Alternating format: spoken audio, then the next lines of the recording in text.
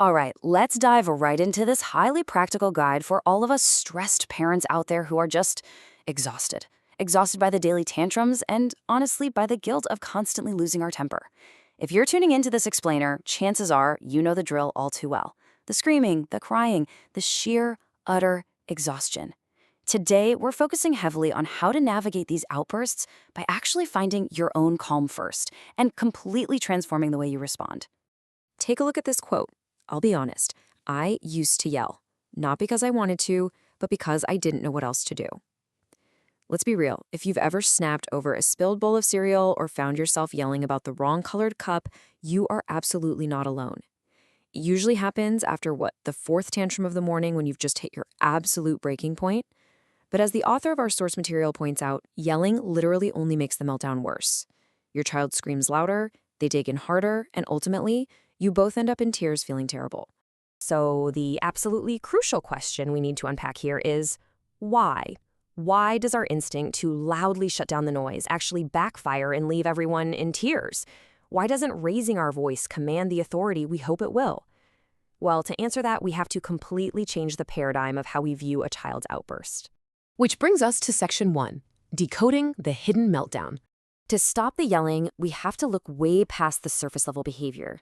We need to reframe a tantrum from this deliberate battle you feel like you have to win into what it actually is, a clear signal of an overloaded nervous system. Think about it. Tantrums aren't just quote-unquote bad behavior. A tantrum is literally your child's nervous system short-circuiting. It happens because they're tired, they're hungry, they feel totally out of control, or they simply don't have the vocabulary to express what they need. They're just overwhelmed by too much stimulation.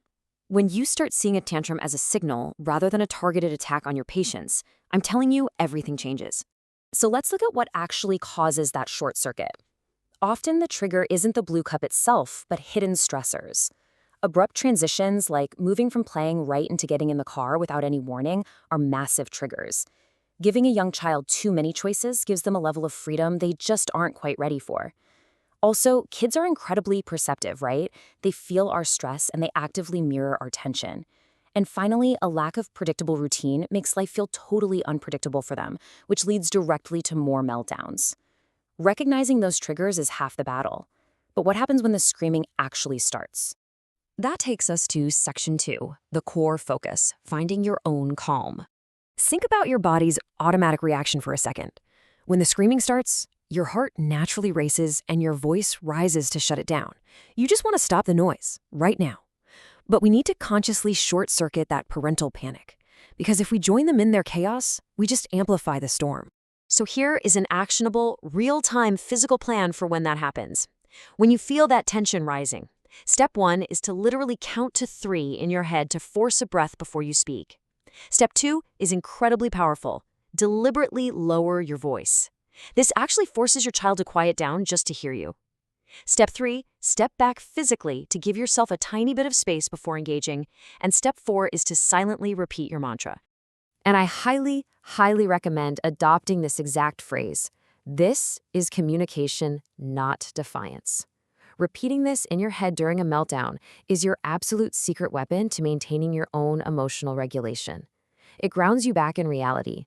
Your child isn't trying to break you. They're desperately trying to communicate an unmet need.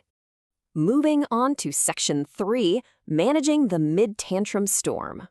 Now, you might be tempted to logic your way out of the situation. You might want to explain exactly why they can't have ice cream for breakfast. But remember, a child's brain simply cannot process reason or threats mid-meltdown.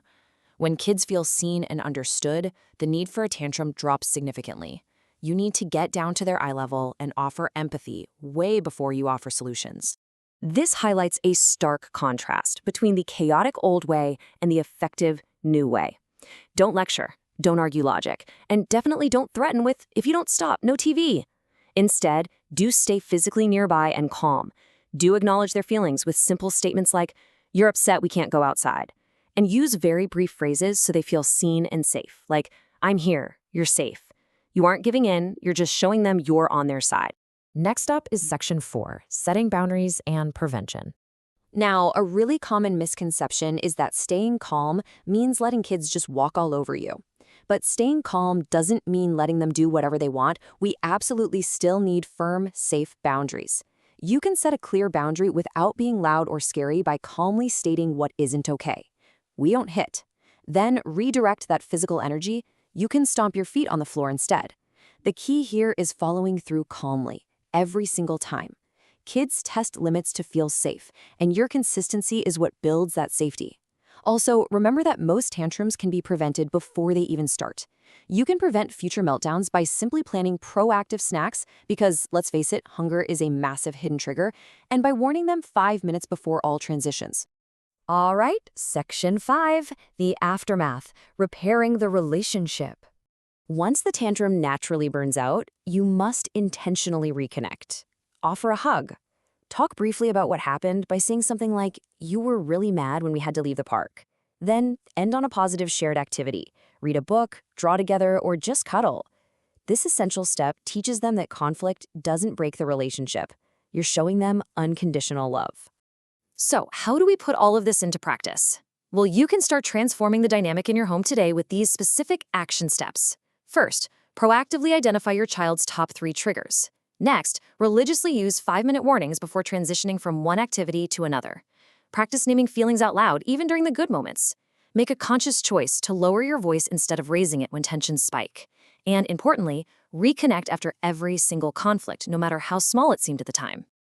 I want you to really absorb this quote. Tantrums aren't proof you're failing. They're proof your child is learning how to handle big emotions, and you're their guide.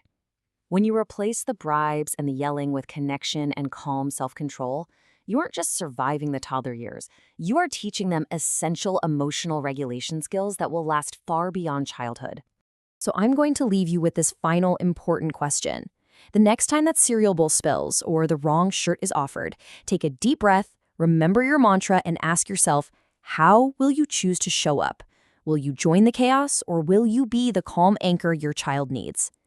Thank you so much for exploring this incredibly fascinating and essential explainer with me today.